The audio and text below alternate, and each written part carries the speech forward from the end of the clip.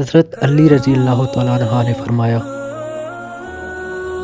پریشانی خاموش رہنے سے کم، صبر کرنے سے ختم اور شکر کرنے سے خوشی میں تبدیل ہو جاتی ہے۔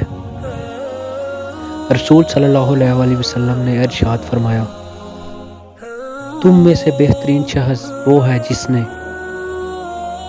قرآن سیکھا اور دوسروں کو سکھایا۔ حضرت علی علیہ السلام فرماتے ہیں، کسی کو محبت کرنے سے پہلے اپنے دل کو قبرستان بنا لو تاکہ اس کی چھوٹی چھوٹی غلطیاں دفنا سکو۔